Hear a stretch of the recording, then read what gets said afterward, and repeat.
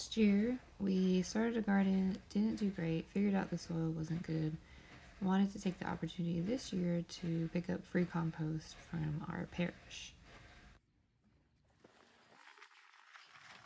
So how long did it take to unload all of this compost? Well, it was a 18-foot trailer. I'd say it took at least 2 hours, 2.5 hours of non-stop shoveling.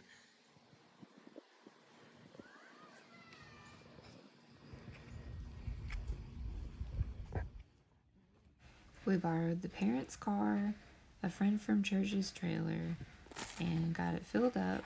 And then John and our friend took buckets and shoveled one by one, went back and forth, and filled up 4 garden beds.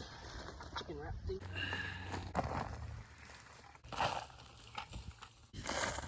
She did.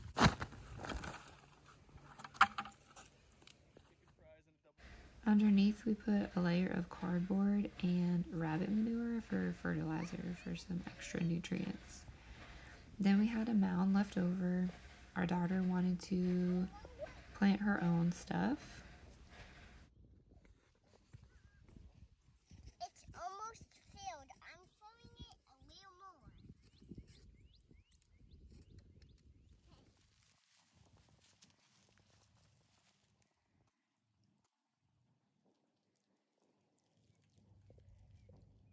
Okay, get the other one.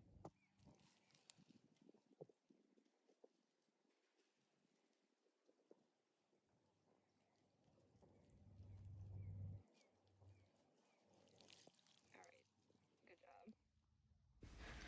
Then, of course, she wanted to help Daddy, and she owns a wheelbarrow, even though John does not.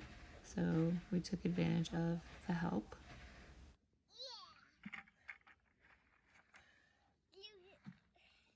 My wheelbarrow is bigger than the bucket. It sure is. You can fit more dirt in there.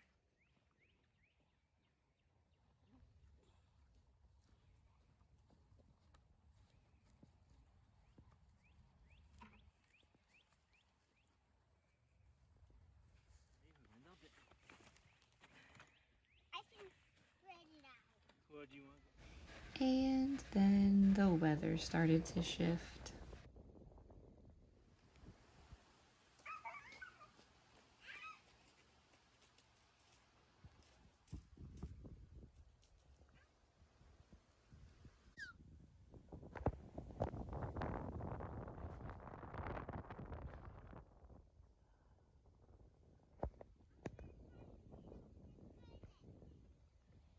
At this point, it's been about a week since we set up our garden bed.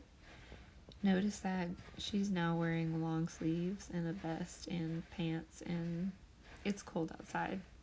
But we still decided to go ahead and buy some plants from a local nursery farmer and go ahead and put them in the ground because they weren't doing well in their containers. So we thought this was the best option, even though the weather wasn't acting very much like spring and much more like winter.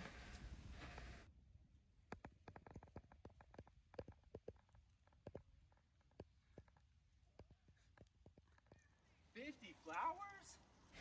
John also spent the day blocking off this section of the fencing because our sheep had escaped, and we were pretty sure that they had gotten through under here because when the water drops, there used to be a big gap right there.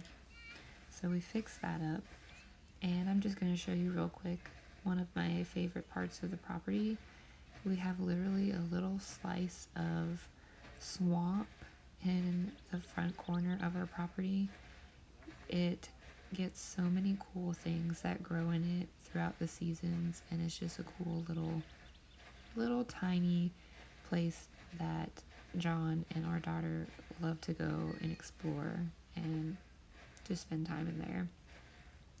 This is some of what I think we were thinking was wild onion, maybe? No, that doesn't sound right. I can't remember anymore. But I also love those pretty purple flowers that come up every year. I think they're some kind of iris. And it's just the little things on the property that kind of make it come to life.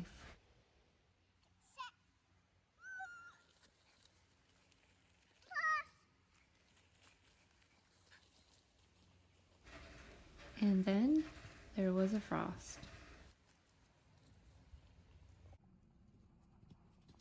We lost the whole garden. Get down, get down, down. A marigold grew back.